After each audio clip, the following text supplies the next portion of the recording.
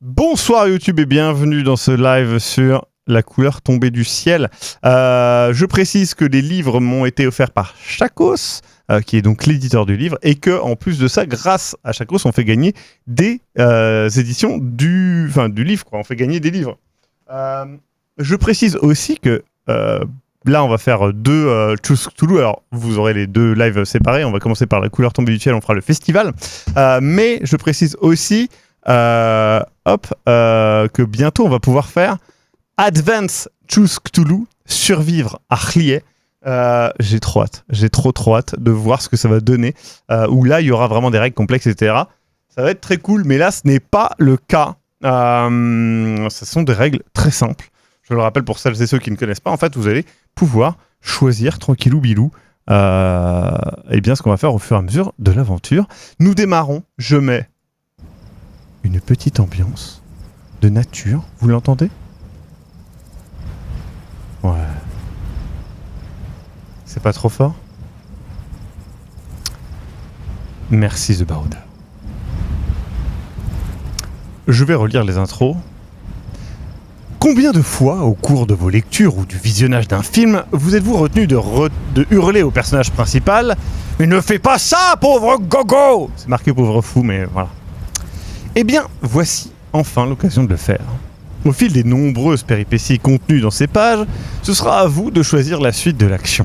Ce sont vos décisions qui vous permettront de résoudre le mystère, à moins que vous ne périssiez dans d'atroces souffrances ou ne finissiez vos jours dans un asile psychiatrique. Vous serez le seul maître de votre destin, l'avenir ou la fin du monde repose entre vos mains.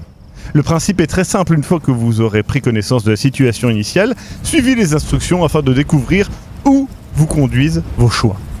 Surtout ne retournez pas en arrière. Avant de prendre une décision, lisez attentivement les différentes options et réfléchissez bien. Les livres Choose Cthulhu ne vous permettent pas seulement de vous plonger dans les univers imaginés par H.P. Lovecraft, mais aussi de revisiter ses œuvres à votre façon. Pensez-vous mieux vous en sortir que les héros du maître de l'horreur en personne? Au fait, en cas de doute, Pungluy Mfagn, Cthulhu R'lyeh, Waga, Nagal, Fatagn. Alors, règle spéciale de corruption. Dans ce livre, vous devrez vous soumettre à une règle spéciale nommée la corruption. Le poison de la couleur tombée du ciel a contaminé certains paragraphes. Chaque fois que vous vous rendez à l'un de ces paragraphes, vous devrez noter sa valeur de corruption. Ok. Peu importe combien de fois vous y revenez, vous devez toujours ajouter ou retrancher le nombre indiqué. Par exemple, si vous visitez 3 fois le puits des Gardner, qui a une valeur de corruption de 3, vous obtiendrez un total de 9 points de corruption. Pour chaque paragraphe contaminé, la corruption est indiquée par un C, suivi d'un nombre de points à ajouter ou soustraire. Ok, d'accord. Si au cours de votre aventure, votre total de corruption dépasse 88, allez, page 100. Ok. Si vous avez la prétention de vous croire un expert de Choose Cthulhu, vous pouvez jouer en mode cauchemar et tenter de parvenir à la page 145 avec moins de 66 points de corruption. Yes, on est dead. On est littéralement turbo dead. Il y a aucun monde où on va pas avoir le nombre de corruption. Vous le savez aussi bien que moi. Mais écoutez, c'est pas grave. On va garder ça ici. Corruption 0. Pour l'instant, tout va bien. Ah non, ça va, c'est là. Ça va, mais bon. Nous commençons. Après la sortie 107 de la route d'Arkham à Providence, passé la bifurcation menant à Rochester, il existe un sentier oublié qui s'aventure dans les recoins les plus sombres de la forêt, là où les arbres se penchent de manière irréelle. Les frondaisons y sont si denses que jamais la lumière du soleil n'a atteint le sol. Malgré les vallées fertiles regorgeant de vie, sur les flancs boisés de ces collines se dressent très peu d'habitations. Les quelques fermes isolées sont plongées dans la pénombre, cultivant les secrets de la Nouvelle-Angleterre. Les étrangers qui ont essayé de domestiquer ces vallons sauvages ne manquent pas. Les Canadiens français ont exploré le nord, les Italiens le sud. Quant aux Polonais, ils sont venus et repartis abandonnant leurs maisons aux dévots puritains. Cet endroit n'est pas bon pour l'imagination. Il n'est ni idyllique, ni verdoyant. Il est obscur, humide et bien trop silencieux. C'est ici que la Compagnie des eaux de Providence prévoit de construire un réservoir qui irriguera les vallées côtières fertiles, condamnant, ce faisant, les quelques fermes qui y demeurent encore. Vous en coûte d'être le porteur de ces mauvaises nouvelles, mais c'est le progrès qui est en marche. Vous êtes un scientifique, expert en hydrologie, engagé pour déterminer s'il est opportun d'inonder la zone des vallées boisées d'Arkham ou si, au contraire, ces lieux méritent d'être préservés. Il est grand temps pour vous mettre en route, car le salaire promis est bien trop alléchant pour refuser. Le vent est trop fort ? Je baisse le vent. Vous avez la possibilité de vous informer au préalable sur ce qui vous attend dans la région, page 73, ou alors vous pouvez partir avant le coucher du soleil pour Clark's Corner, le dernier village avant les vallées. D'accord, donc se renseigner ou on let's go. Se renseigner, on y go direct. Votez.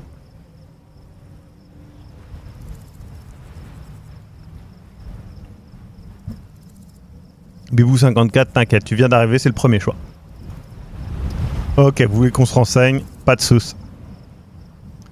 En fait, il y a une couleur qui est tombée du ciel à cet endroit-là, peut-être y aller pas. Très bien, nous allons en 73 pour se renseigner. Est-ce qu'on se fait corrompre dès le début? Ça serait pas trop drôle. Putain, j'ai vu une page corrompue et j'ai cru que c'était ça. Non. Vous ne disposez pas d'assez de connaissances sur les forêts qui se dressent à l'ouest d'Arkham. On raconte que tous ceux qui s'établissent sur les flancs de ces coteaux finissent par quitter les lieux. Depuis les jours étranges de la chasse aux sorcières, il semble que leurs gorges étroites et leurs bosquets touffus...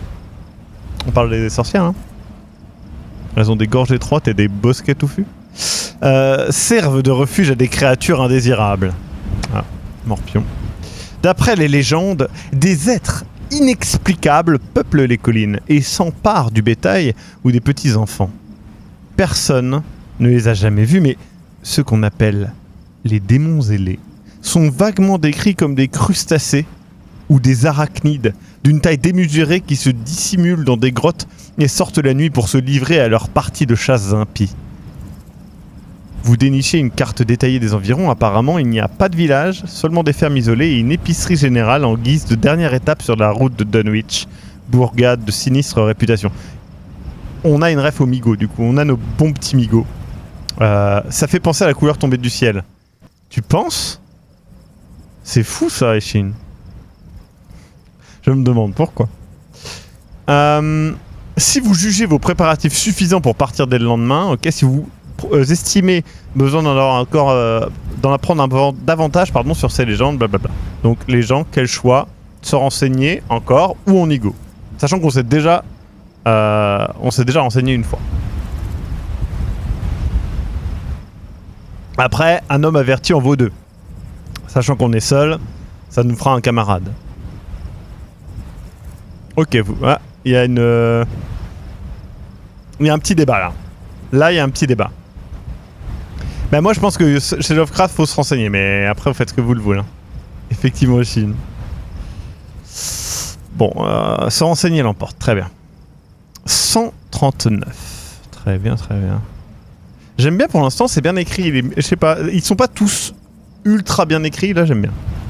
Après avoir consulté quelques livres sur les particularités de la région, vous comprenez qu'il s'agit d'une zone reculée sans moyens de communication moderne.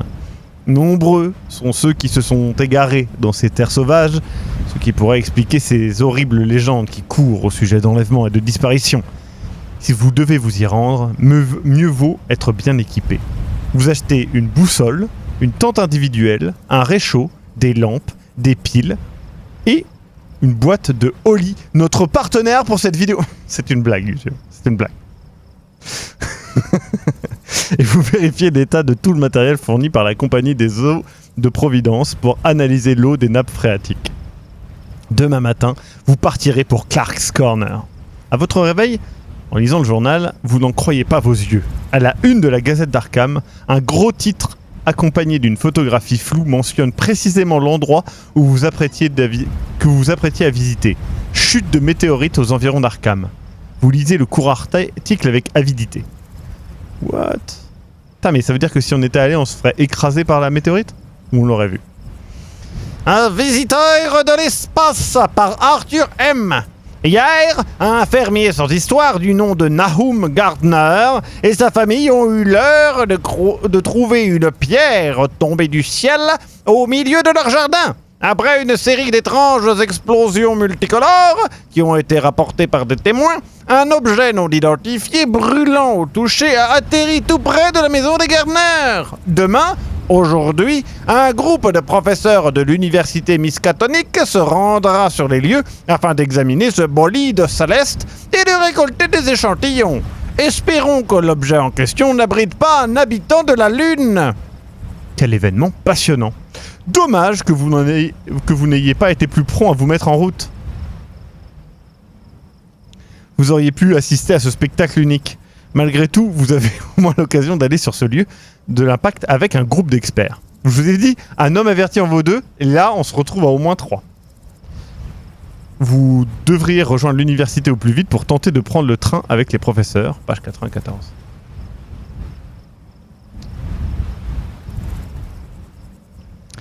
L'université Miskatonic est l'un des établissements supérieurs les plus prestigieux du pays et il est rare que ses professeurs acceptent des visiteurs sans rendez-vous. Sauf dans Arkham PI ou les mémoires du mythe où ça arrive tous les 3 quarts d'heure. Toutefois, la compagnie des eaux de Providence fait jouer ses relations, vous permettant non seulement de vous entretenir avec le professeur Widman Stallen, mais aussi, si vous le désirez, de vous joindre à son expédition à la recherche du météore qui est tombé dans la région que vous vous apprêtiez à explorer. Donc on vient de passer de on enquête sur des fermiers à on va aider des professeurs. On a upgradé, on est devenu professeur-chercheur. C'est une chance que vous soyez entré en contact avec nous, jeune homme, vous dit le vieux géologue. Nous pensions prendre le train demain pour Rochester et un hydrologue sera le bienvenu dans l'équipe. Parce que les météorites et l'eau, ça se tient. Ravi par son bon accueil, vous lui exposez vos intentions. Mais votre enthousiasme est éclipsé par son intérêt fiévreux pour cet étrange caillou tombé du ciel. D'après un télégramme du poste de police, la météorite est énorme, la plus volumineuse jamais répertoriée en Amérique, et elle est encore brûlante, véritable témoin de l'immensité des espaces intersidéraux. Demain matin, vous partirez ainsi avec 3 professeurs de l'université de géologie pour le village de Meadow Hill par le train de Rochester. Un fermier vous attendra à la gare pour vous servir de guide.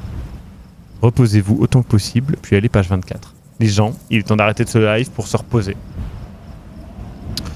Le fermier qui vous attend à la gare avec sa carriole ne ressemble en rien à ce que vous imaginez.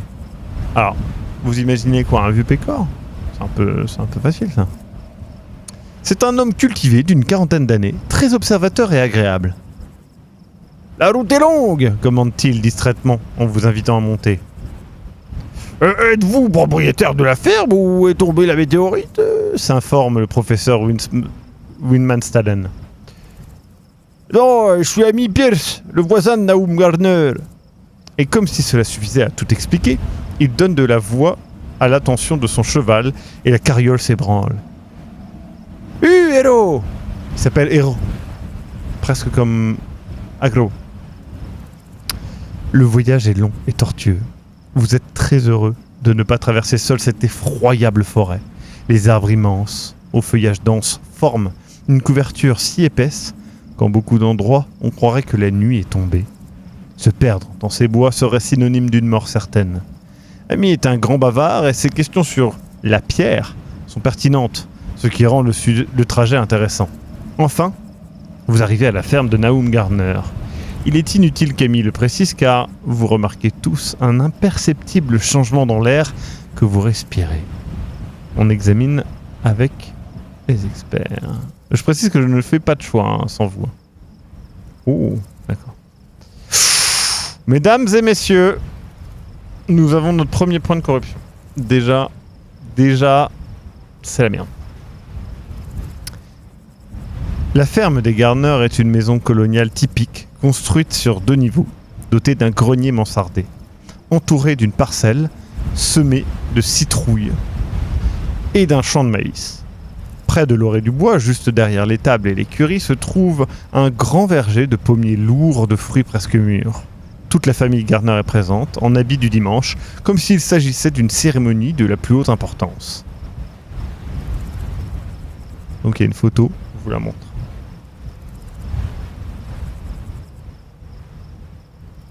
Ah oui, la météorite, elle est gigantesque, on la voit derrière. Incre. Vous contrôlez ma vie, tout à fait. Je vous présente mon épouse, Nabi, dit le fermier. Il désigne une femme ayant largement dépassé la trentaine, mais qui en paraît très facilement 50 si on ne prêtait attention qu'à son visage. Elle est vêtue de couleurs sombres, avec la sobriété habituelle des paysans. et mes fils, le petit Merwin, Thaddeus et l'aîné Zenas. Les garçons sont robustes, ne respirent pas l'intelligence, mais sont respectueux. Tous trois portent une chemise boutonnée jusqu'au cou, une salopette et un chapeau à large bord, comme leur père. Derrière eux se trouve la masse brunâtre venue de l'espace, à 1 mètre à peine du puits. « Elle a rétréci !» murmure Nahum, pendant que les professeurs frappent de leur marteau la surface poreuse. Ah non, Nahum c'est le... Bon, attendez, excusez-moi, c'est pas grave. « Les pierres ne rétrécissent pas !» réplique l'un des savants. Au même moment, un gros morceau se détache de la météorite comme s'il avait cassé un œuf. « Eh bien, elle est anormalement friable. Elle pourrait être artificielle. » Les heures passent. Les géologues prélèvent des échantillons et se concertent entre eux. Vous commencez à vous ennuyer sérieusement. Si vous souhaitez rester pour savoir ce que donnent les analyses, allez page 102. Ou vous pouvez prendre congé courtoisement, oui, oublier la météorite et commencer à explorer la région.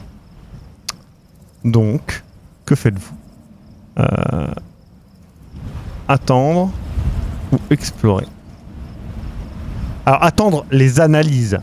Je précise, c'est pas attendre genre à rien faire.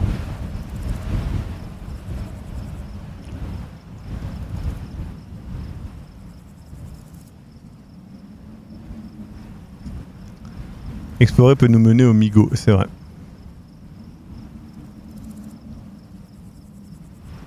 Peut-être, on sait pas. Allez, encore 5 secondes. 3, 2, 1. On attend les résultats d'analyse. On aime bien les... On va encore prendre de la corruption, je vous le dis, c'est sûr. Donc page 102. On prend 3 points de corruption, bande de bâtards. Je vous déteste. Les professeurs parviennent à prélever un morceau du météore et ils doivent le placer dans un seau car la température élevée du roc les empêche de tenir sans subir de graves brûlures. Aussitôt, le fragment commence à se rapetisser, comme Nahum l'avait annoncé. Au bout de quelques heures, l'échantillon a complètement disparu et les experts concluent qu'il vaut mieux l'emporter dans des bocaux en verre. Les analyses de l'aérolithe, c'est bien de cela qu'il s'agit, la pierre ayant montré des similitudes avec le silicium mais n'ayant libéré aucun gaz occlus quand on l'avait chauffé, vont prendre plusieurs jours et les professeurs décident d'emporter les échantillons à Miskatonic pour les examiner dans leur laboratoire bien équipé. Pendant quelques instants, vous vous sentez un peu frustré d'avoir ainsi perdu votre temps, mais vous aurez au moins vu de vos propres yeux cette roche tomber de l'espace.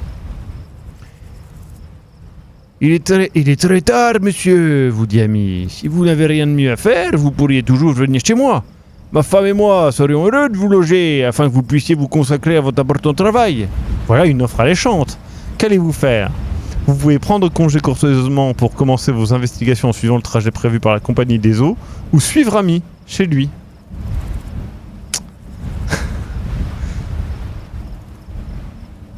Donc, suivre le plan. Suivre Ami. My friend. T'inquiète, c'est la rune 100% corruption, meilleur build d'Elden Ring. Ok, bah je vous fais confiance, hein.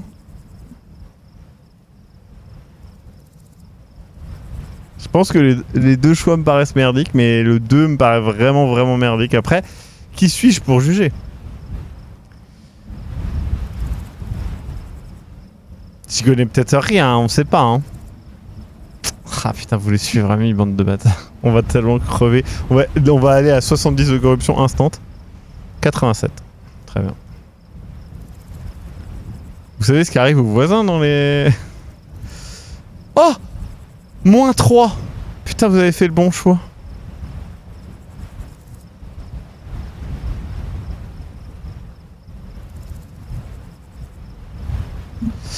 Chez les Pierce, vous étudiez vos cartes, les instructions de la compagnie des eaux. En réalité, il y aura plus de travail que vous ne l'aviez imaginé, et vous vous rendez vite compte que votre séjour dans la région sera bien plus long que prévu. La prospection risque de durer des mois. Vous voyant soucieux, Ami vous invite à loger chez lui aussi longtemps que nécessaire, ce que vous acceptez à condition de pouvoir le rémunérer équitablement pour l'hébergement.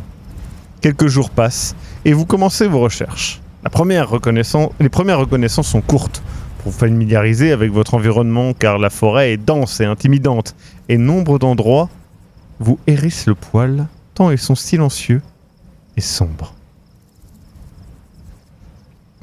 Vous remarquez que Nahum et Ami se rendent souvent visite, de même que leurs épouses, et Ami ne tarit pas d'éloges au sujet de son voisin, un homme austère mais juste.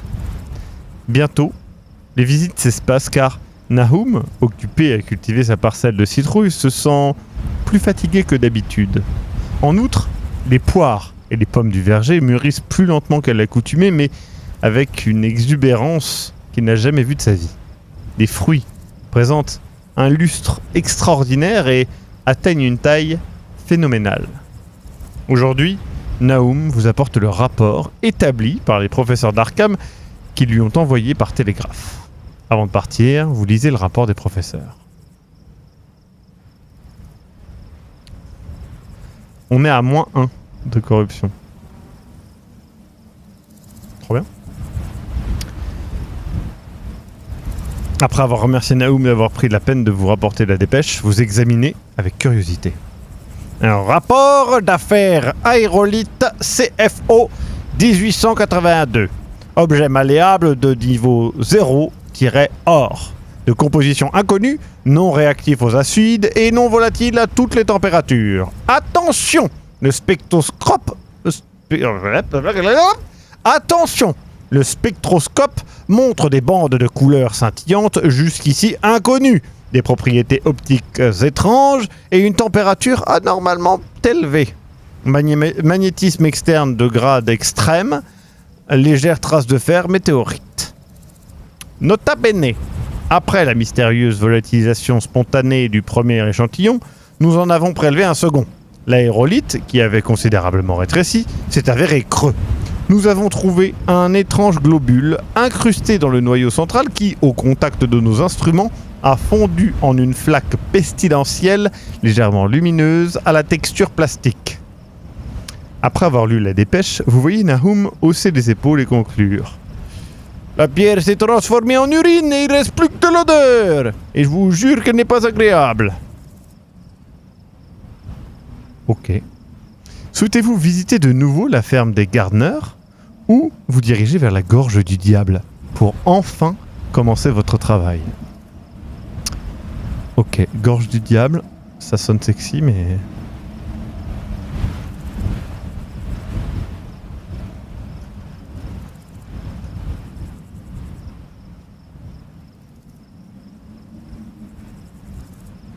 Est-ce qu'on commence notre travail en fait? On va travailler dans la gorge du diable, si vous voyez ce que je veux dire. C'est-à-dire en fait voir les zones où on peut installer de l'eau et...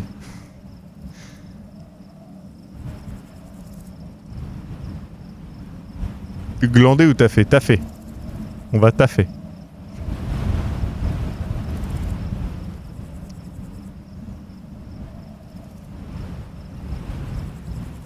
Nous allons dans la gorge du diable. Page 47.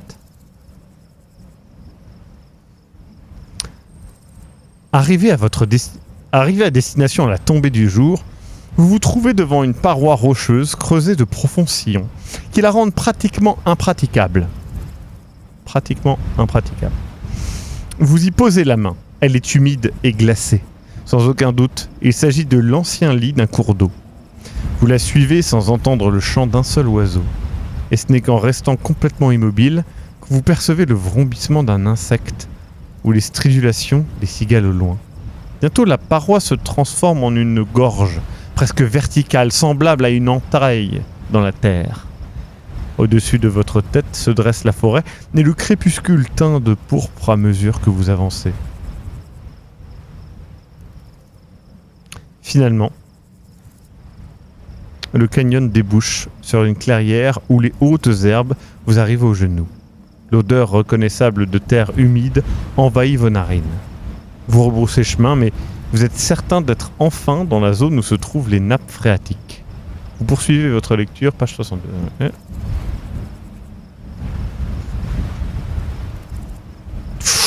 Mesdames et messieurs, nous reprenons 2 points et nous passons à 1. Vous montez votre tente, sortez des vêtements chauds et cherchez du bois pour allumer un feu. Lorsque vous avez terminé, la nuit est tombée sur la forêt. Le silence est saisissant.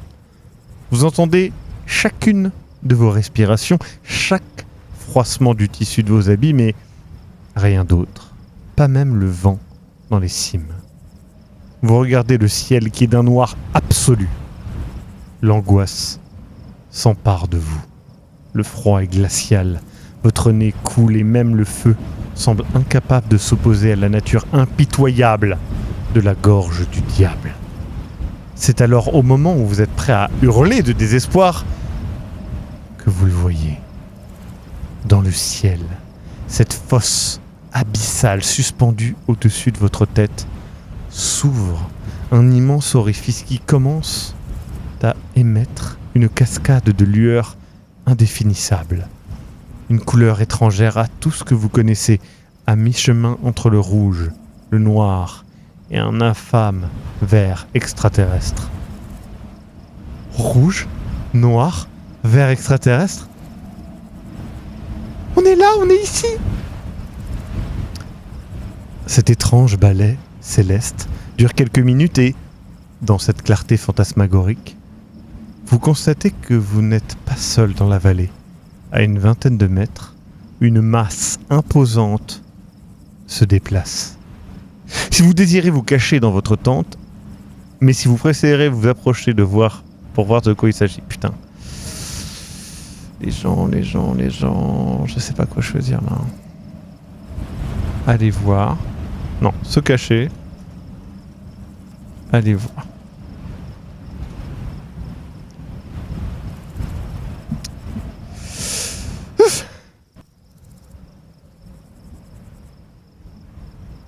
The Hissing Cat, on fera une autre histoire après celle-là. Donc au pire, si t'as raté le début de celle-là, il y a celle d'après. Tu peux participer à celle-là, malgré tout. Putain, les gens, c'est serré là. C'est serré dans la gorge du diable. Je suis désolé, ça me fait rire. C'est rigolo les blagues sur le kiki. Faut le dire quand même. Alors, en disant la team 2, team Gogo, t'as voté 2, hein, du coup, je tiens à le dire quand même. Les deux sont vraiment nuls, mais du coup, j'ai voté pour eux. Très bien, on va aller voir. Page 28. Moi, je vous dis, on gagne 3 ou 4 de corruption, mais bon, on va voir.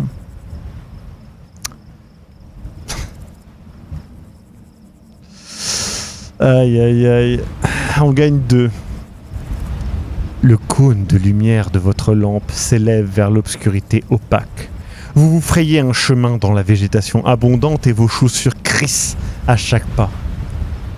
Dans le ciel, on dirait que la danse de cette aurore contre nature, au lieu de vous éclairer, absorbe toute clarté et transforme les objets en simples silhouettes multicolores. Quand, enfin, le faisceau vous permet de distinguer la forme mouvante, une terreur sans nom s'empare de vous. À quelques mètres se trouve ce qui aurait pu être un ours, si ce n'était qu'aucun pelage ne couvre son corps mutilé. Se sentant découvert, l'animal se dresse Sur ses pattes arrière, ses muscles se raidissent sous la fine couche de peau couverte de croûte et de vers minuscules lui perforant la chair, s'ouvrant ainsi un chemin depuis l'intérieur comme le ferait David Lombric. Il tient entre ses dents une tête de saumon tout aussi putréfiée que lui. Les yeux du poisson, énormes et à queue, explosent quand la bête fait claquer sa mâchoire en vous voyant. De quel terrible gale est donc affligé cet animal pour se trouver dans un tel état?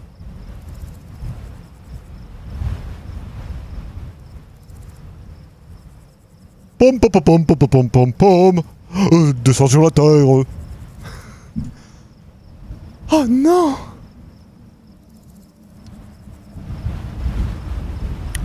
Ouais. Si vous souhaitez fuir, si vous estimez plus prudent de rester immobile... Oh là là là là là là là là. Je ne sais pas c'est quoi le bon choix, les gens. Je pense que les deux me paraissent horribles.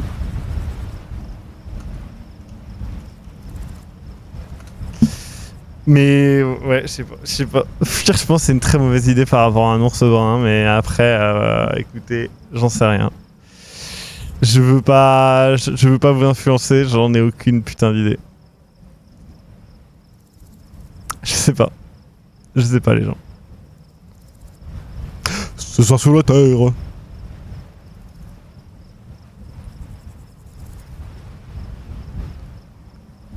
Je vois pas pourquoi on se prenait la tête avec la corruption alors qu'on va clairement se faire déchiqueter par un ours.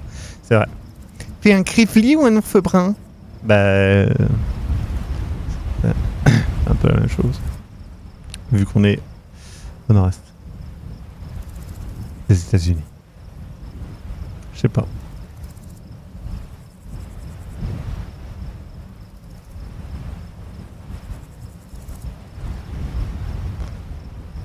Très bien, on reste immobile. Pour moi, c'est pas bête, mais bon, peut-être que après son comportement est peut-être altéré.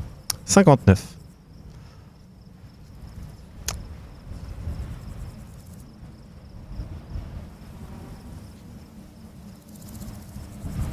Regardez le score de corruption, s'il vous plaît. Fixez-le là. Dans votre tête, imaginez un autre chiffre, d'accord? Merci. On prend 5 de corruption. Vous avez entendu quelque part que la pire chose à faire devant un ours furieux est de fuir. Aussi, vous jetez-vous à terre dans l'espoir que l'animal soit rassasié par l'immonde poisson putréfié et n'ait pas envie d'un humain pour dessert. Quand vous voyez la bête se diriger vers vous en clopinant, vous couvrez votre tête de vos 2 bras. Vous manquez de vous évanouir en respirant son haleine.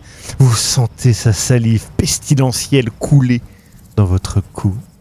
Son museau, plein de croûte, s'attarde sur votre nuque, sur vos cheveux, et vous jureriez que d'énormes vers nécrophages sont tombés sur vous et se tortillent en cherchant à pénétrer sous votre peau. Vous ne savez pas comment vous parvenez à rester immobile. La bête émet un rugissement qui se mue en gémissement d'agonie, alors qu'une fluorescence ténue commence à irradier de son corps ulcéreux. Fermez les yeux, avec force. Et la dernière chose que vous percevez avant de perdre connaissance, c'est la sensation qu'une couverture humide et répugnante, imprégnée d'une odeur nauséabonde comme la bile, vous tombe dessus. Réveillez-vous pour retourner à votre tente, page 15.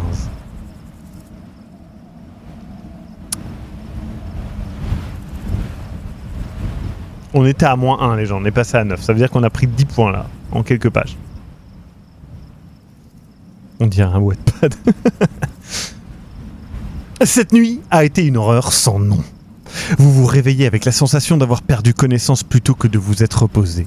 Le pire, c'est qu'il vous reste plusieurs semaines de travail et d'autres lieux abominables à visiter au sein de ce site infernal. Tremblant d'épuisement et de froid, vous vous préparez à prélever d'autres échantillons des eaux de cette zone. Vous ne pouvez pas vous empêcher d'éprouver du dégoût et en même temps qu'une envie irrépressible de tout envoyer au diable et de rentrer à Providence, à la gorge du diable, lol.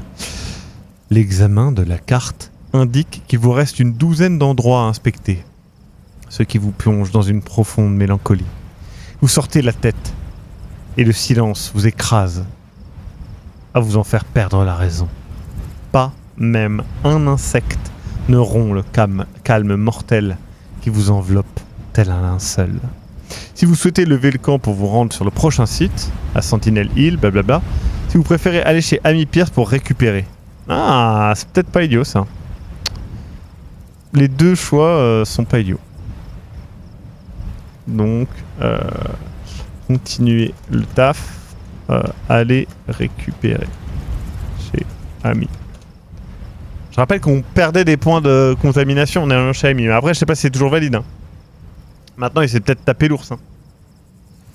Oh, mais moi j'ai vu un ours. J'y ai tapé dessus, hein. Vous savez comment on est, hein. On prend ce qui vient, je l'ai mangé. J'ai tapé dessus avec un gros gourdin, je l'ai mangé. C'est un ours. Il avait un goût croquant. Il avait des sortes de croûtes, ça rajoutait un peu de goût.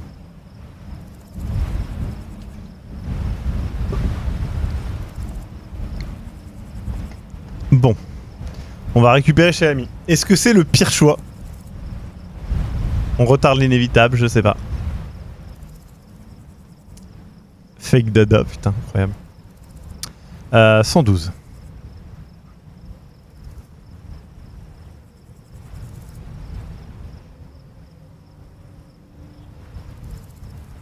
On passe à 6. Moins 3. Le temps passe bien plus vite que vous ne le pensez dans cette terre désolée, et tandis que vous êtes plongé dans vos recherches concernant la zone que vous devez prospecter pour la compagnie des eaux, l'hiver arrive. Mais ta mère en est là depuis combien d'années? Vous avez maintenant 75 ans. La compagnie des eaux est dans le futur. Amy vous loge avec plaisir et vous passez de longues soirées à converser, presque toujours au sujet des Gardner et de la météorite venue de l'espace. Nahum rend de moins en moins souvent visite à ses amis et ne vient presque plus à Clark's Corner, et des rumeurs commencent à courir. Tous les membres de sa famille ont cessé de fréquenter l'église. Il semble déprimé. Merci beaucoup pour ce type. Il semble déprimé et leur teint a pris la couleur de la cendre. La femme d'Amy vous raconte que le médecin est allé plusieurs fois chez eux car leur santé s'est détériorée, à l'instar de leur apparence. Enfin, un matin de janvier, Amy décide de rendre visite aux malheureux fermiers pour leur apporter à manger car toute leur récolte aurait été perdue à cause d'un empoisonnement du sol.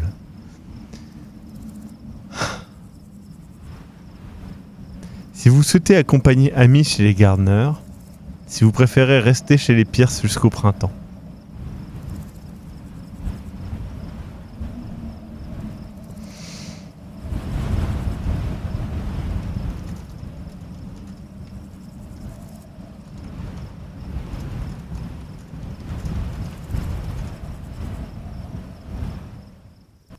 Jusqu'au printemps quand même, hein. Un jour de taf, 6 de repos.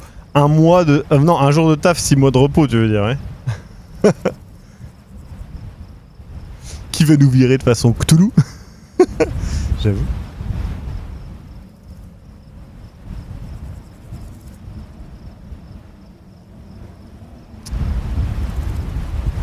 Putain, mais vous êtes des bâtards. Mais si on va chez Gardin, on va mourir. On va mourir. On va mourir.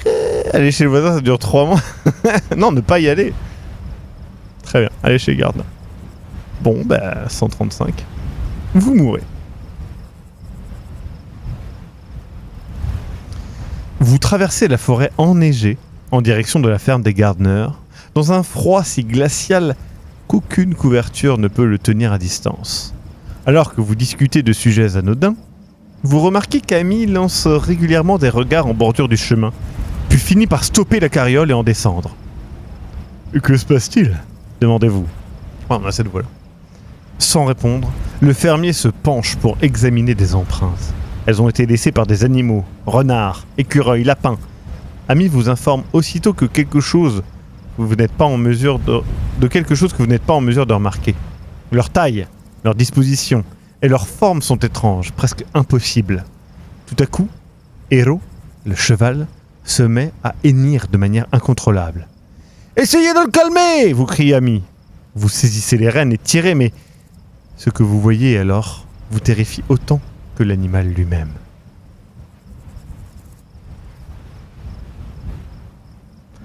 Un lapin énorme, colossal, le corps couvert de ce qui ressemble à des brûlures dont s'échappe une fine brume grisâtre, traverse la route.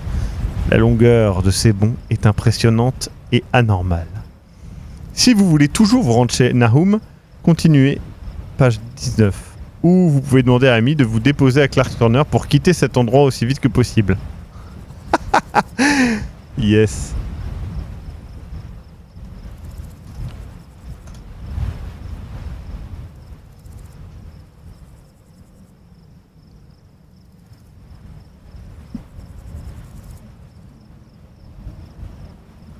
Je rappelle qu'on a vu un ours quand même, qui nous a bavé dessus.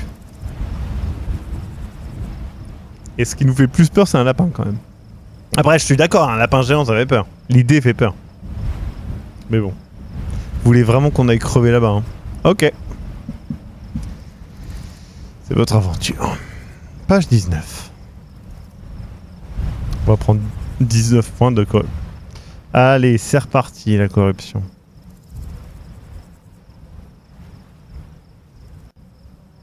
Oh putain. Ce que vous trouvez en arrivant à la ferme des Gardner est inexplicable, et la désolation qui se dégage du domaine vous serre le cœur. Vous traversez une prairie à l'herbe anormalement haute, à l'odeur fétide et d'une couleur contre nature. Dans le verger, les arbres fruitiers sont morts, desséchés et noircis. Quand vous arrivez devant la maison, c'est Merwin, le plus jeune des fils de Nahum, qui sort pour vous accueillir. Son apparence est navrante. Il a les yeux cernés, il est sale et pratiquement nu. Vous descendez de la carriole et vous approchez de l'enfant pour le saluer, mais il semble absorbé dans la contemplation de quelque chose dans la forêt, que vous ne pouvez pas voir. Au loin, vous ne distinguez que des arbres qui se balancent doucement, d'avant en arrière, comme Merwin lui-même. Vous laissez le petit garçon dans son monde et pénétrez dans la maison. À l'intérieur, c'est encore pire. La crasse a pris possession des moindres recoins. Vous traversez le vestibule et personne ne vient à votre rencontre. Apparemment, toute la famille se trouve dans la salle à manger. Il y a une petite illu de Greg.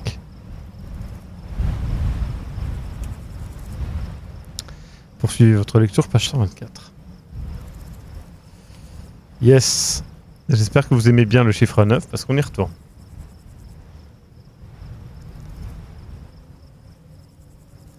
Ami, vieux frère.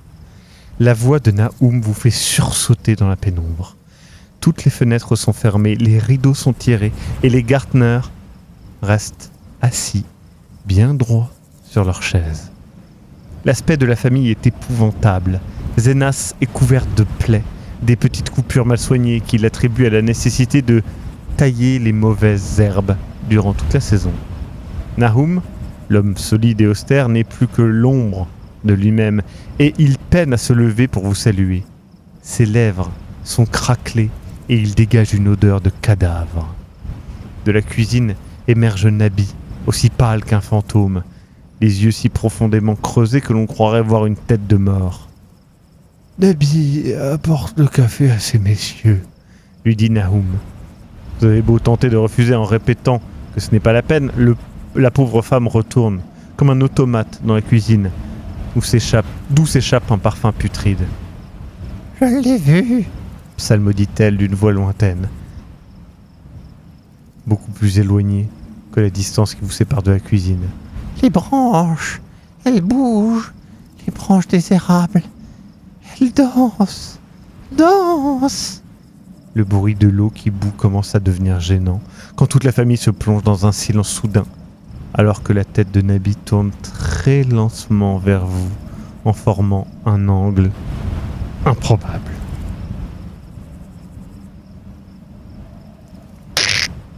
Hello. Yep. Continuez, page 133.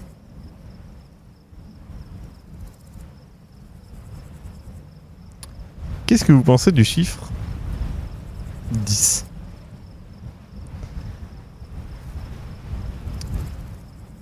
C'est alors que des effluves vous parviennent. Telle une épouvantable exhalaison, une odeur de chair brûlée. Devant la passivité des Gardner, vous vous précipitez dans la cuisine et ce que vous voyez vous terrorise. Madame Gardner a les 2 mains dans la marmite où l'eau est en train de bouillir et de grosses larmes ruissellent des orbites enfoncées de ses yeux. Elle regarde fixement par la fenêtre comme si les cloques qui s'ouvrent dans sa chair n'existaient pas. Amy la tire par le bras et ce n'est qu'à ce contact qu'elle semble réagir. Ah! Elle pousse un hurlement terriblement strident qui fait souffrir vos tympans. Saisie d'effroi, vous reculez quand Abby se jette sur le sol et se met à ramper à 4 pattes. La pauvre femme, les mains à vif, avance vers vous en bafouillant. Des couleurs qui changent, ça brûle! La couleur brûle! À ce moment-là, Naoum entre dans la pièce et vous repousse. Naoum, ta femme, faut la faire soigner! Amy tente de le retenir, mais le fermier semble possédé. Non, ils vont l'emmener. Je peux m'en occuper. Dès que le poison de la terre sera dissipé, je vais tout arranger. Je laisserai pas l'emmener. Quittez la firme au plus vite, ou à moins que vous ne vouliez essayer de convaincre Naoum d'emmener sa femme à l'hôpital.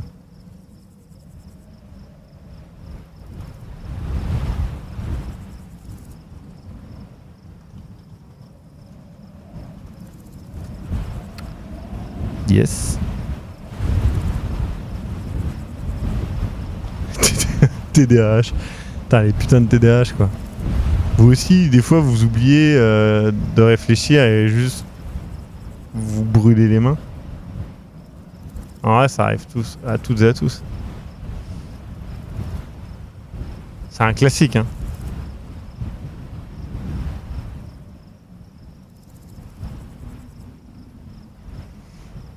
On peut les raisonner. On est un mec... Il y a son ami, ceci dit, c'est vrai. Bah, et notre café, alors? C'est vrai, Duncan.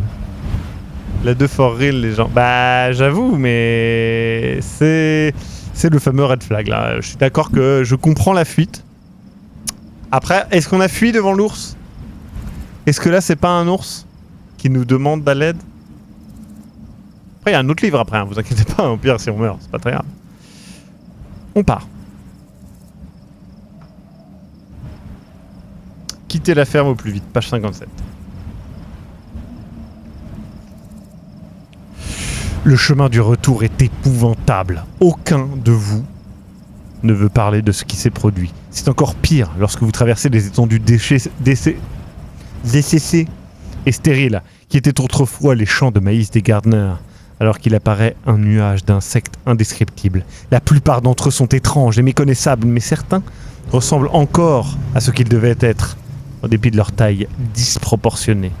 Ils se déplacent de façon insolite, en zigzagant, et vous poursuivent dans un bourdonnement quasi insupportable, jusqu'à ce que vous atteigniez les limites de la ferme.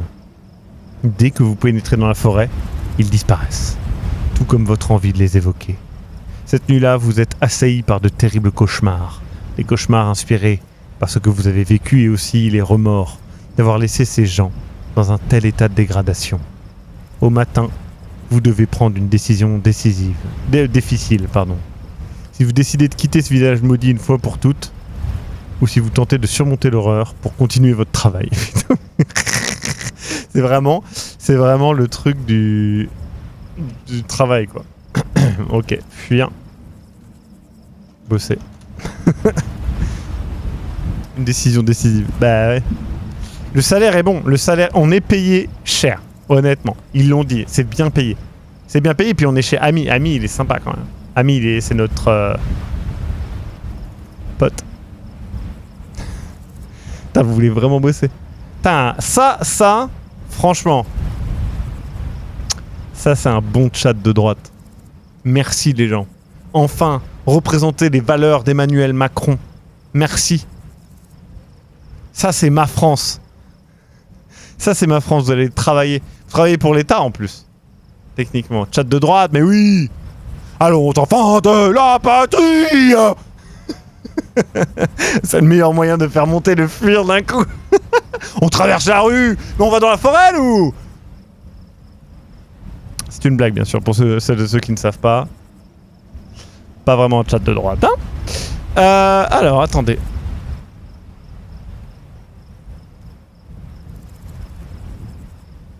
« 21. J'ai eu du mal à trouver, excusez-moi. Je pense qu'on va se faire décapiter par, je sais pas, une cigale ou un truc comme ça. Vous vous remettez en marche, bien décidé à en terminer au plus vite pour retourner dans votre bien-aimée Providence. Guidé par votre carte et votre précieuse boussole, vous traversez la forêt.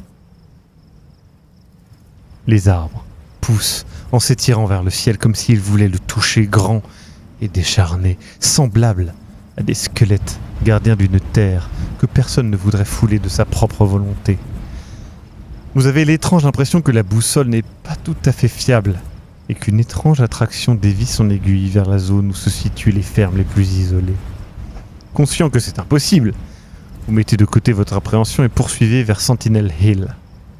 Vous commencez à vous essouffler, signe que vous montez maintenant les pentes douces menant au sommet de la colline. Inexplicablement, il semble que chacune de vos sorties dans ces bois denses et solitaires se termine par un crépuscule prématuré. Quand les températures commencent à chuter et que la voûte céleste se constelle d'étoiles, vous installez votre tente. Vous inspectez les alentours de votre camp où vous allez passer les 2 prochaines semaines. Mais pourquoi on reste 2 semaines là-bas, putain de merde. Vous vous trouvez dans la zone la plus fertile et la plus reculée du comté, qui surplombe les vallées destinées à être inondées. Vous avancez jusqu'aux abords d'un profond ravin qui forme un à-pic sur plusieurs centaines de mètres.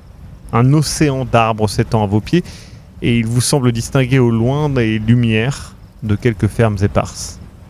L'espace d'un instant, vous éprouvez une grande tristesse à l'idée que ces terres, en fonction de vos conclusions, seront perdues à jamais, englouties par les eaux de la Miskatonic.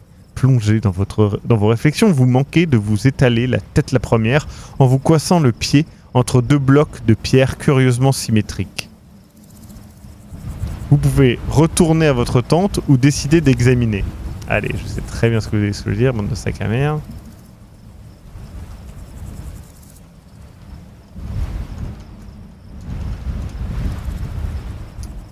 Un, examiner. 2, retourner faire dodo. Sentinel Hill, c'est pas dans l'abomination de Dunwich. Je crois qu'on a le chat qu'on mérite. Ouais, j'avoue.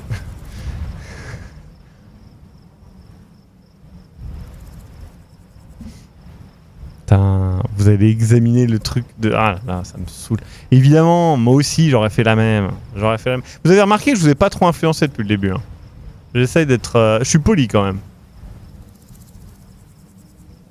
Ok, on examine. Page 108. Vous prenez 200 de corruption. Non. Les dalles, rongées par l'humidité et la mousse, semblent faire partie d'un chemin, oublié de longue date, qui longe le bord du ravin. Intrigué, vous décidez de le suivre prudemment car vous n'avez pas de lampe sur vous. Ce qui est décourageant dans ce maudit endroit, c'est l'absence totale de son, en dehors de ceux que vous émettez. Haletant, vous avancez d'une centaine de mètres jusqu'à atteindre un énorme rocher plat qui s'avance au-dessus du précipice pour former une sorte de balcon. Au milieu de cette plateforme, inexplicablement, un arbre a poussé. Il est à présent mort, et ses branches ressemblent à des serres noueuses implorant la lune. À côté du tronc pourri, se dressent les vestiges d'une colonne rocheuse brisée et silencieuse. Vous êtes allé trop loin pour faire demi-tour maintenant. Vous continuez donc jusqu'à la plateforme sur laquelle vous posez le pied pour vérifier qu'elle supporte votre poids. Au loin, des nuages d'orage commencent à s'amasser et il vous semble qu'une lueur spectrale éclaire faiblement la cime des arbres.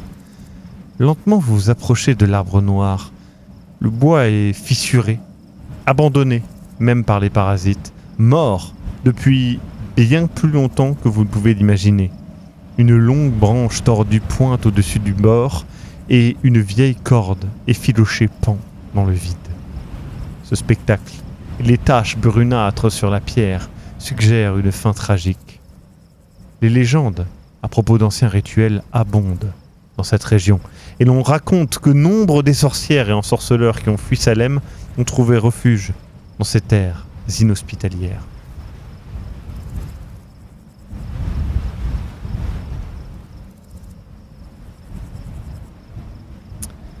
trop absorbé par la contemplation de la pierre et le souvenir des vieilles légendes du temps de Salem.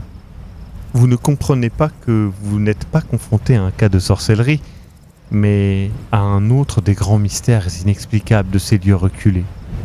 Au début, vous n'entendez qu'un crépitement dans le lointain auquel vous ne prêtez pas attention avant de vous rappeler du silence habituel de cette forêt maudite.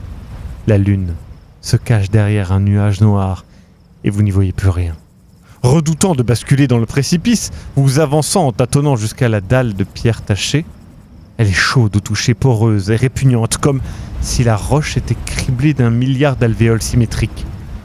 Un rayon de lune fugace se ferait un chemin entre les nuages, juste le temps pour vous de distinguer une ombre de mauvais augure.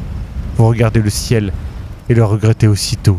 Les créatures, les diables des collines de Rochester, ils existent et sont effrayants, semblables à des crustacés ailés à la tête bombée et aux longues pattes prolongées de pinces. C'est impossible, mais ils sont bien là. Plus d'une douzaine, chitineux, suppurants et surtout mortels. Malheureusement, vous vous trouvez dans une zone où ils s'alimentent. Personne n'était monté ici avec des offrandes depuis très longtemps, peut-être depuis les temps sombres des sorcières. Vous serez hélas leur premier repas depuis des décennies. Fin.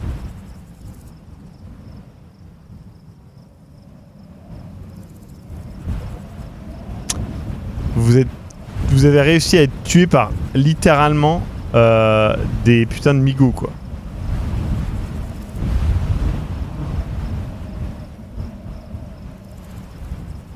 On revient en arrière à une étape, d'accord?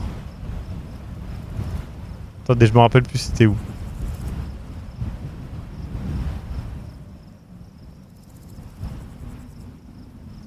Je me rappelle plus c'était quelle page.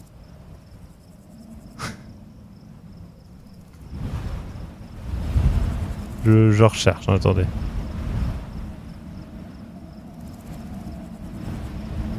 Bah ouais, retour pour se coucher là, mais je me rappelle plus c'est quoi la page.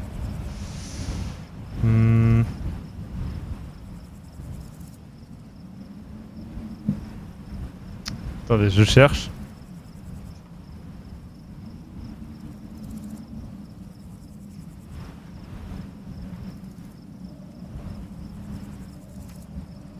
J'ai vu qu'il y avait un passage où quelqu'un disait cette couleur, c'est la couleur tombée du ciel.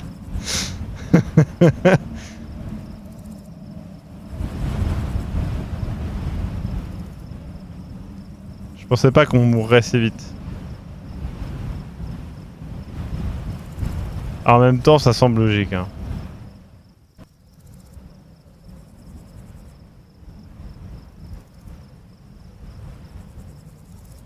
Je pense que de toute façon, on n'est pas dans une...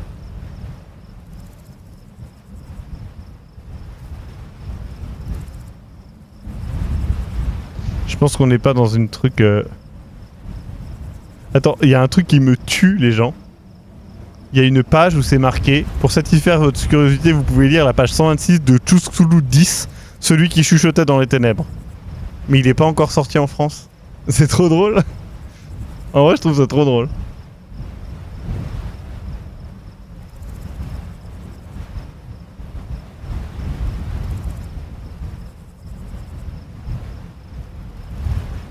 Je galère à trouver la page, je suis désolé.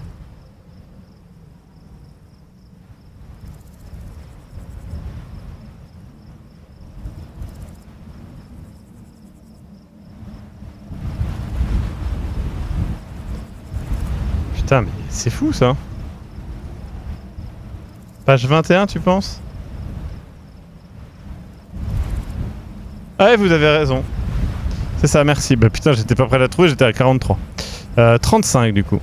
Très bien. Donc on vient de trébucher, on retourne à la tente. Ouh, corruption 3 les gens. On passe à 13. Après avoir préparé un repas frugal, vous vous asseyez pour manger à l'entrée de la tente. La soupe est étonnamment savoureuse, salée à la perfection. Vous vous apprêtez à laver vos ustensiles quand, dans l'un des nombreux ruisseaux, lorsque le phénomène de phosphorescence rouge verdâtre se reproduit. Et cette fois-ci, ce que vous voyez dans les nuages est le reflet d'un événement terrestre. Vous courez au bord du ravin, mais Quand vous arrivez, tout est terminé. La seule chose que vous voyez est un éclat ténu dans une zone dégagée quelques centaines de mètres plus bas, provenant peut-être d'une ferme.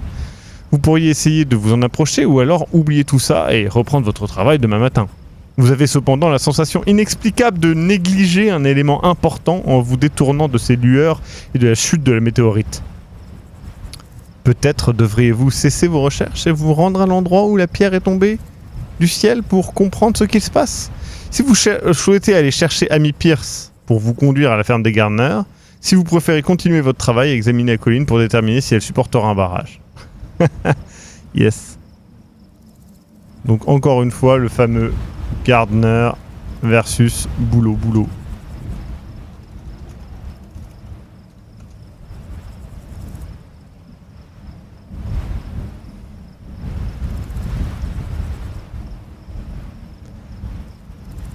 Bah oui, on veut tous... Ah, il y a quand même pas mal de gens qui veulent taffer hein, là. Il y a des gens qui sont en mode non, on rentre. On s'est fait déchiqueter par les migots, qu'est-ce que vous voulez de plus? On a eu, pour moi, la bonne fin. Celle de ne pas se faire tuer par un mec random, on se fait tuer par 12 migots, enfin une dizaine. Moi j'estime qu'il y en avait 12. En vrai, c'est trop bien comme fin. C'est une bonne fin. Sans deck, hein. Bon, c'est les Gardner, très bien.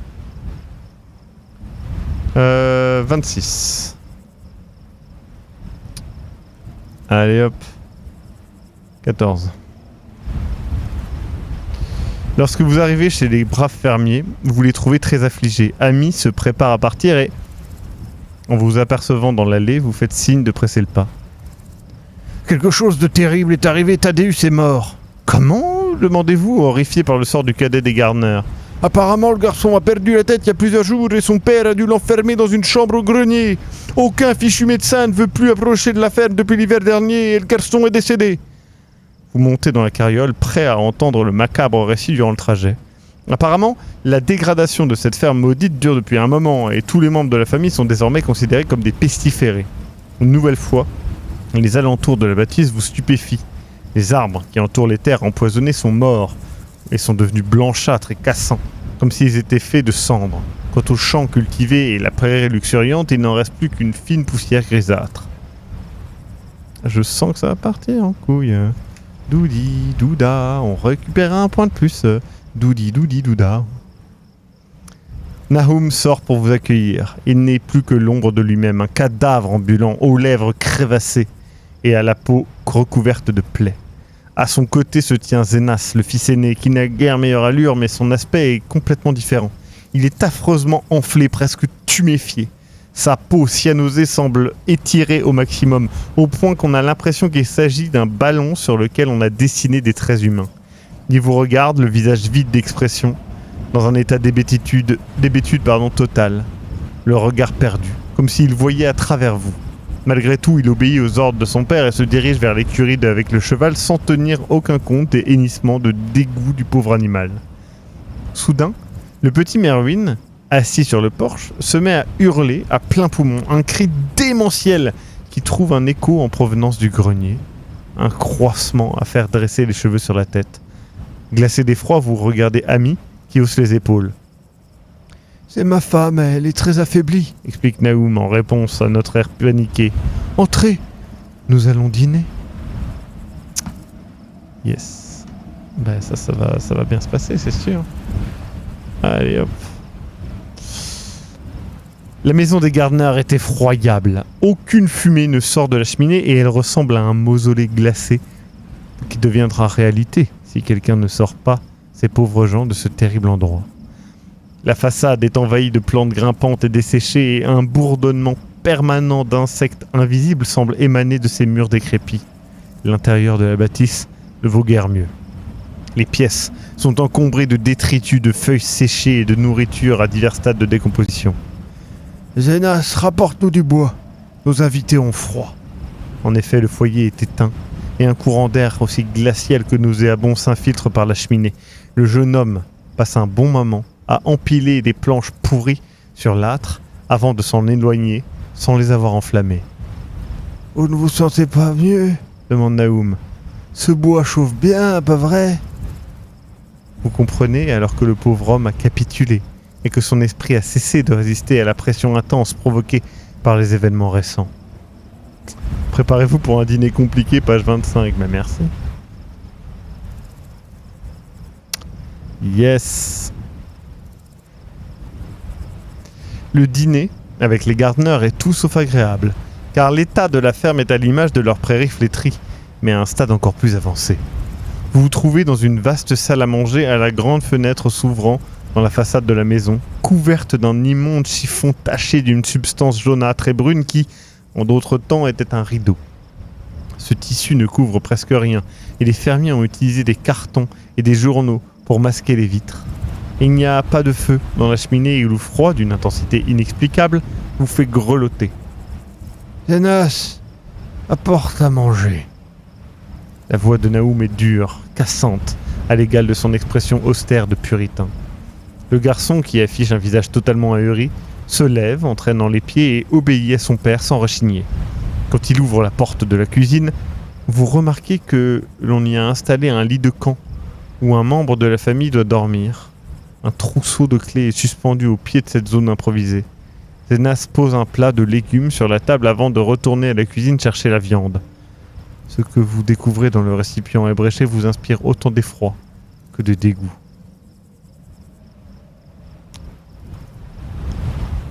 Yes. On passe à 21. Bah là, la scène, c'est Resident Evil 7. Il y a un dessin, je vous montrerai. Les légumes ont un aspect repoussant. Ils sont gris, desséchés, disproportionnés, privés de toute chair comestible. Le maïs est noir, la salade rongée sur les bords et les aubergines ont enflé dans plusieurs endroits au point qu'on les croirait atteintes de tumeurs. Mais ce n'est rien à côté de ce que vous nous réserve le deuxième plat. Zenas a posé devant vous un gigantesque cochon boursouflé, comme s'il avait péri par noyade. Il est à peine cuit et une étrange humeur jaunâtre s'échappe des orifices dans lesquels le père, en bonne hôte, introduit des légumes pour les imprégner de jus. Proche de vomir, vous faites mine de vous lever, mais Ami vous agrippe la cuisse sous la table pour vous en empêcher. « Prions !» décrète le fermier. Merwin, le plus jeune des garçons, vous tend la main.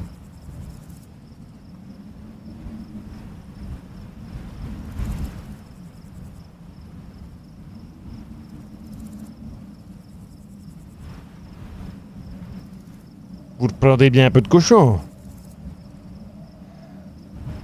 Page 50. Préparez-vous à vivre un dîner cauchemardesque. Putain. Les gens, on enchaîne les points, là. Yeah, yes. Le pouls tremblant.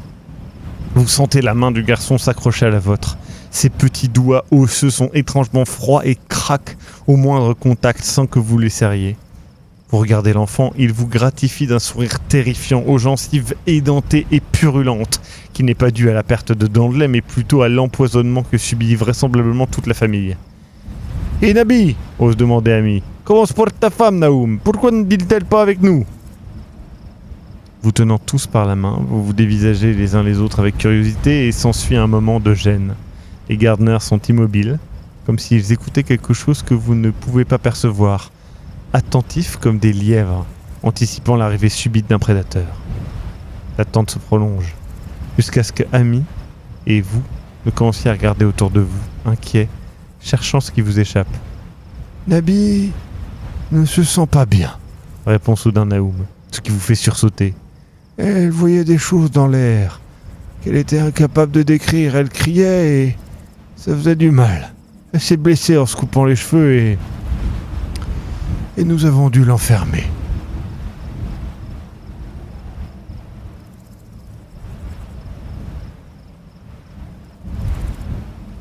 Je pense qu'on se fait corrompre le cul là, les gens. « L'enfermer ?» s'étonne Ami. Merwin continue de sourire et vous vous rendez compte que sa main est toujours dans la vôtre. Vous manquez de vous évanouir. Sous l'effet du stress, vous avez dû la serrer trop fort, avec un résultat inexplicable. Les doigts du garçon se sont brisés comme des brindilles sèches et ses dernières phalanges sont repliées en arrière à angle droit. Lâchant la petite main désarticulée, vous êtes sur le point de quitter la maison en courant, Mais Zenas vous retient avec une force disproportionnée et vous plaque sur votre chaise avant de vous servir une assiette de son ragoût infâme. Ne vous en faites pas, ce n'est pas douloureux, vous chuchote le petit Merwin en remettant ses doigts en place dans un craquement épouvantable qui restera à jamais gravé dans vos cauchemars. Ces choses bougent, changent, palpitent et on les entend, même si ce ne sont pas tout à fait des sons. Toute la famille se fige dans la même immobilité contre nature, comme s'il tendait l'oreille. Et vous en profitez pour vous tourner vers Ami, qui semble totalement dépassé par la situation. Si vous quittez la ferme avec lui, ok, et si vous espérez sauver ces pauvres gens. Les gens. Sérieusement.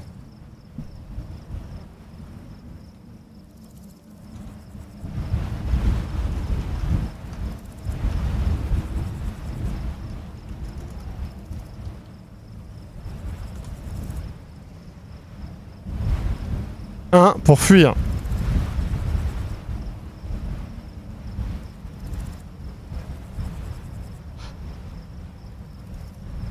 Il y a une option pour mettre le feu en partant. Bah je pense pas que le feu... Enfin... Ouais c'est vrai qu'il n'y a pas de feu, ceci dit dans leur truc, donc peut-être que ça marche. Hein. C'est une bonne idée. Dikipi qui vote 2 évidemment. Mais on peut les sauver. Non. Fuir. 116.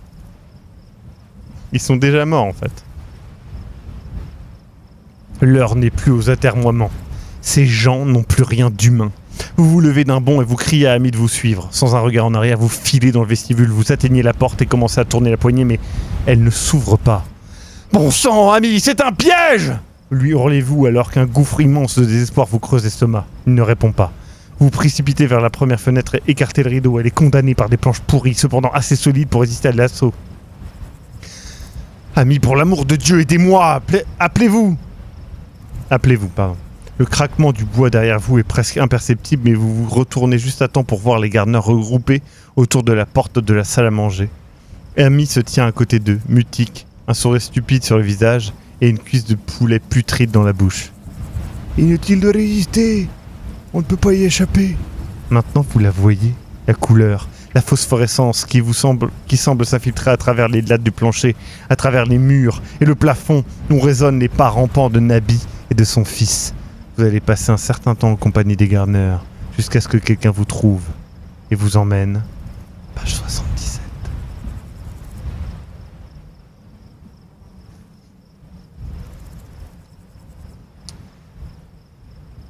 Vous n'avez pas la moindre idée de la façon dont vous êtes arrivé sur ce brancard, et les médecins ne savent pas comment vous pouvez encore respirer. Vous êtes allongé sous d'épaisses couvertures retenues par des sangles et un fourmillement vous parcourt de la tête aux pieds. Vous essayez de demander qui vous êtes, mais les infirmiers ne vous comprennent pas. Ils vous intiment l'ordre de vous taire, disent ne plus supporter vos cris. Vous tentez de leur présenter vos excuses et ils se couvrent les oreilles, comme si votre voix leur faisait mal. Ils vous mettent un bâillon, mais ils ont dû le serrer trop fort car l'une de vos dents heurte le fond de votre gorge. Vous ne pouvez pas la recracher et avez le gosier si sec que vous êtes tout aussi incapable de l'avaler. Elle commence à fondre sur votre langue, comme un morceau de sucre. Lorsque vous cherchez à vous redresser pour voir dans quel état vous êtes, on vous maintient de force la tête sur l'oreiller. Quelle horreur! Ce contact est une torture! Vous vous laissez emmener dans les couloirs de l'asile d'Arkham et regardez défiler les lueurs clignotantes. Vous pleurez en contemplant le reflet que les énormes ampoules vous renvoient un instant. La silhouette d'un être difforme qui se décompose en filaments, de ce qui ne peut se définir autrement que comme une couleur qui s'échappe de vous. Fin. À vous de voir si vous pouvez faire mieux dans Choose Cthulhu numéro 8, les gens. On a eu 2 fins très cool. Il y a plein d'autres fins, évidemment. Et vous pourrez les découvrir en l'achetant. Je vous rappelle qu'ils sont disponibles sur Philibert. Donc n'hésitez pas, il y aura le lien sur notre chère vidéo YouTube. Donc n'hésitez pas. À plus YouTube. N'hésitez pas à regarder les autres. On a fait tous les bouquins Choose Cthulhu, donc vous pouvez les trouver. À plus YouTube.